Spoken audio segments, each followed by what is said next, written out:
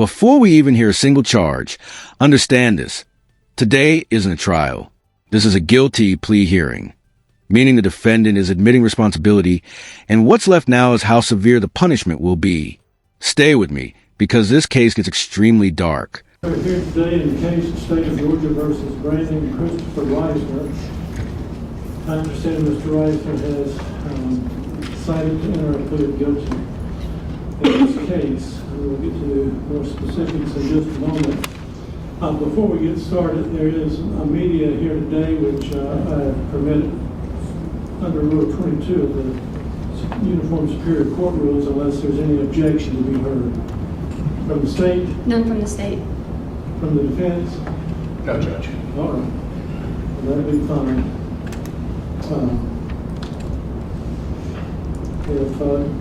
And could the defense counsel identify yourself, please?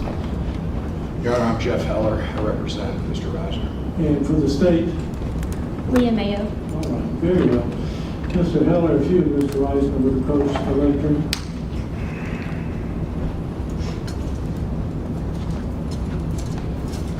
Before we get started, okay, this is a guilty plea to all counts in the indictment.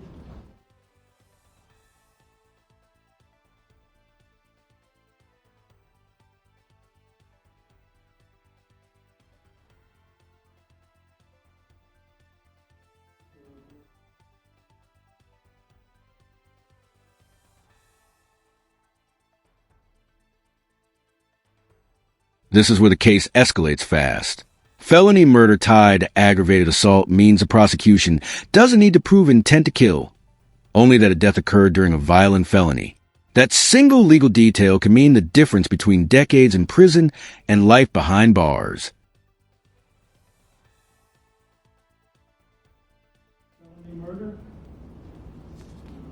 relating to events of the same date and involving the commission of the offense of aggravated assault and the death of Aaron William Davis. Count 3, another count of felony murder based upon the offense of aggravated battery causing the death of Aaron William Davis.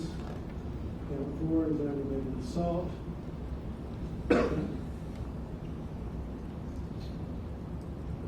With the intent to murder.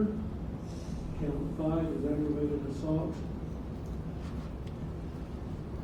with an offensive weapon. Count 6 is aggravated battery.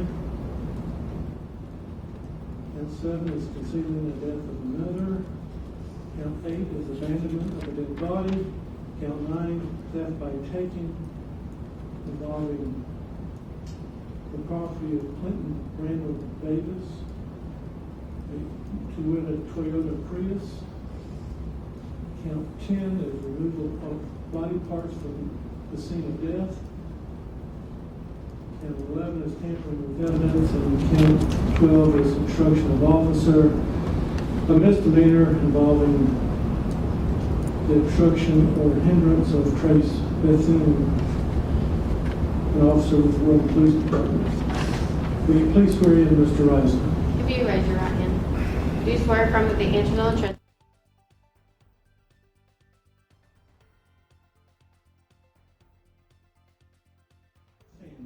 Yes.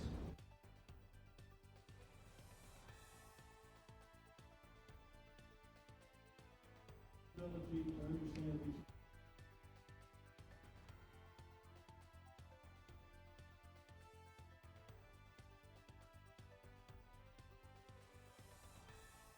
Notice how the judge is carefully listing each charge and potential sentence. This isn't just procedure. It's to make sure the plea can't be overturned later. Question for you. If you were facing life in prison, would you take an open plea with no sentencing guarantee?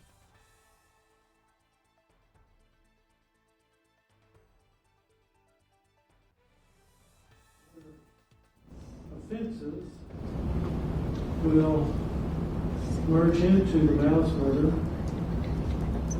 count, but others will be subject to additional time, including concealing the death of another, abandonment of a dead body, death by taking, removal of body parts, tampering with evidence, and obstruction.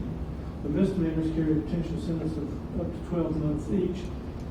I ask counsel to determine what the potential sentence is for on 7, 8.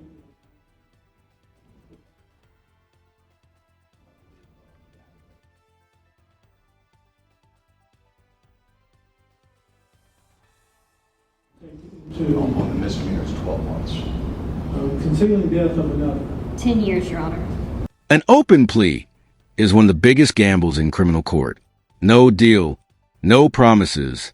The judge alone decides the punishment. That means the defendant is essentially placing his future entirely in the court's hands. Abandonment of a dead body. 3 years, Your Honor. And theft by taking. 5 years. Do you understand all those potential sentences for all these cases? Yes, sir. All right. And now, let me inquire, is this going to be a negotiated plea? No, Your Honor, it's open, It's open, okay. with the request for sentencing to be at a later date. I understand that. So, there's no negotiated sentence to be recommended to the court, Mr. Reisner, so therefore the sentence will be determined by the court. And for the malice murder charge, the alternative for sentencing will be either life or life without parole. Do you understand that? Yes, sir. Life without parole is self-explanatory, I think, but a sentence of life itself would make you ineligible for parole for at least 30 years. Do you understand that? Yes.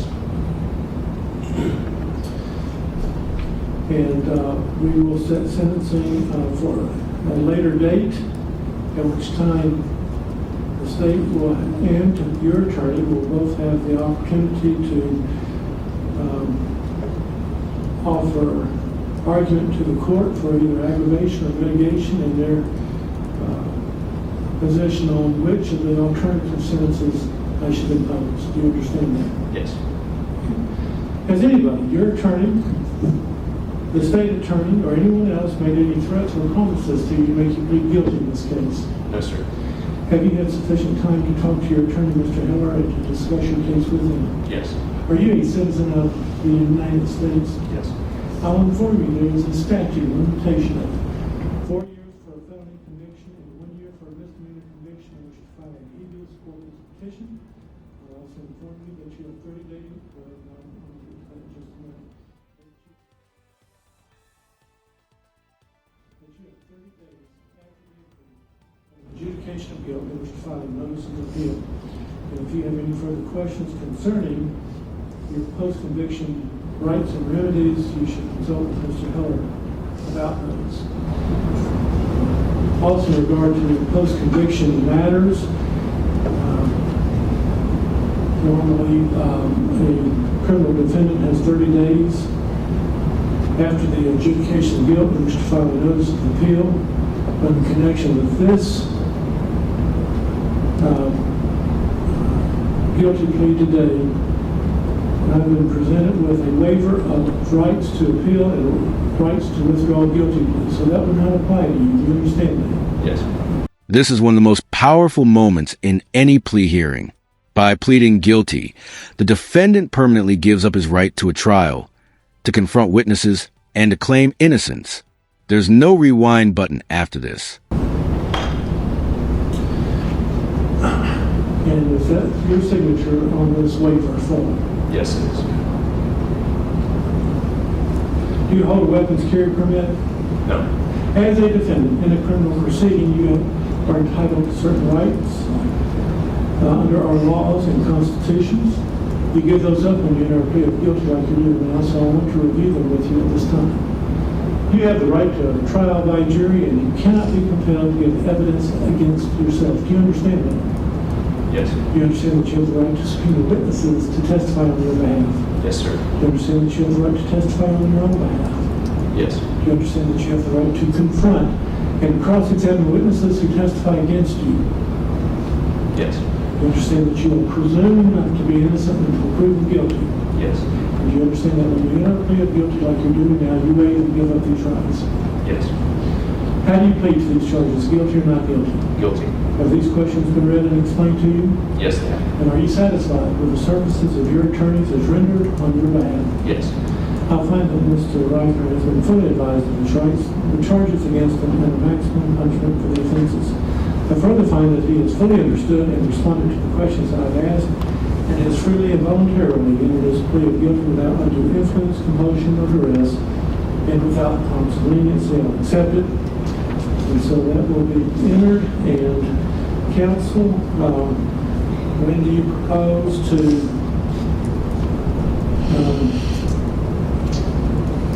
be prepared to proceed with sentencing? We'd ask the court for 30 days, Your Honor. I've already talked to the state. They don't seem to have a problem with that.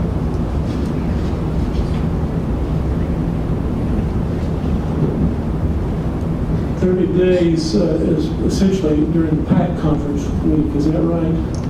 Yes, sir. What about the week before? The week after is the judges' summer conference, so I think we're looking at 4 weeks from today. Would that be the The week of the 15th. 16th? The week of the 15th? That's Monday's the So 15th, that'd Your Honor. be the 18th? Okay. July 18th? That'll be fine, Judge. Okay. 22 days short. So that will complete the matter for today. Anything else to take up, councilors? Would the court like a brief factual basis?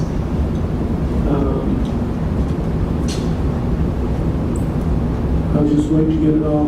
Well, let me hear that. And I'll let you get into more argument and sentencing. Between November 11th and 12th of 2022, at his parents' residence off of Collingwood Drive here in Floyd County, Brandon Christopher Reisner did make an assault upon the person of Aaron William Davis with a blade-like object and with the intent to murder. What you just heard is a factual backbone of this case. The brutality, the cover-up, and the aftermath. Sentencing is still coming. And that's where the court decides whether this ends with life or life without parole. Stay tuned, because that decision will define everything. And with malice, by stabbing him repeatedly in the head, neck, torso, and extremities, causing disfigurement and ultimately causing Aaron's death.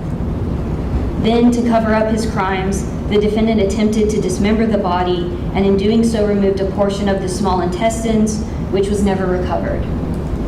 Ultimately, he transported Aaron's body to a wooded area off of Tumlin Drive, which is also within Floyd County, and he buried Aaron in an unmarked grave underneath a fallen tree and root bowl. He then went to Walmart and bought cleaning supplies and attempted to clean Aaron's blood off of the mattress, carpet, and rug, as well as Aaron's blood spatter off of the ceiling of an upstairs bedroom at the Collingwood residence. He then took the victim's car, a Toyota Prius worth greater than $5,000 and which belonged to Aaron's father, Randy Davis, and he attempted to submerge it in a creek in Heritage Park here within Floyd County.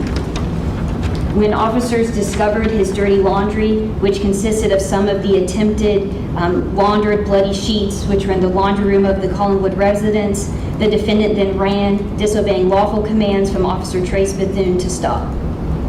Aaron William Davis was 21 years old when he was brutally murdered by the defendant. Anything you wish to add at this time, Mr. Heller? Not at this time, Your Honor. We would have stipulated to those facts. I understand the state wanting to read them for the record. All right. And I will, just to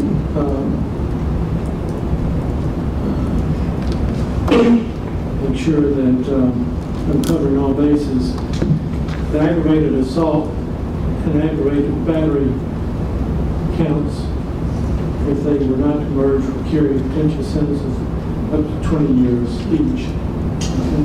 Yes, sir. All right. And Your Yes, Honor, ma'am. just for purposes of the record, the victim's family and other interested parties are appearing via WebEx for today's hearing. Just to confirm, Judge, that the sentencing date will be the 18th of July. Yes, at 1:30. Okay.